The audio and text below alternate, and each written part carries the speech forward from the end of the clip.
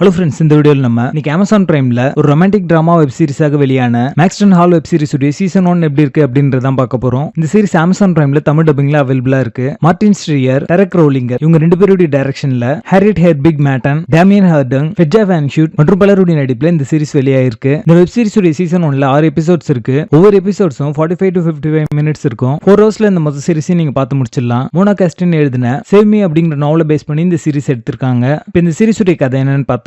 இந்த சீரிஸ் உடைய ஆரம்பத்துல ரூபி அப்படிங்கிற மிடில் கிளாஸ் ஸ்டூடெண்ட்டை காட்டுறாங்க. இவங்க மேக்ஸ்டன் ஹால் ஹை ஸ்கூல்ல வந்து படிக்கிறாங்க. அடுத்து இவங்க ஆக்ஸ்போர்ட்ல வந்து சேரணும் அப்படிங்கறத அவங்களோட எய்மா வச்சிருக்காங்க. அதுக்காக ஹார்ட் ஒர்க் பண்ணி தீசிஸ்லாம் ரெடி பண்ணி ஸ்காலர்ஷிப்காக ப்ரொஃபஸரோட ரெக்கமெண்டேஷன் கிடைச்சிரும் அப்படிங்கிற ஒரு நம்பிக்கையில இருக்காங்க. ஆனா ஒரு கட்டத்துல எதர்ச்சியா அந்த ப்ரொஃபஸரும் ஒரு இலைட் ஸ்டூடெண்ட்டும் பாத்தீங்கன்னா நெருக்கமா இருக்கிறத இவங்க பாக்குறாங்க. அதை பார்த்ததுமே அந்த ரெக்கமெண்டேஷன் யாருக்கு கிடைக்க போகுது அப்படின்றத இவங்களுக்கு தெரிஞ்சுக்கிறாங்க. இந்த டார்க் சீக்ரெட் தெரிஞ்ச ரூபியை சைலன்ஸ் பண்றதுக்காக ஒரு மில்லியனருடைய மகனான ஜேம்ஸ் அப்படிங்கிறவர் கிளம்பிறங்குறாரு. இந்த ஃபேஸ்ல இவங்க ரெண்டு பேருக்கும் எப்படி ஒரு ஸ்பார்க் உண்டாச்சு, இதுக்கப்புறம் நடந்த சுவாரஸ்யமான விஷயங்கள் தான் இந்த படத்துடைய கதை.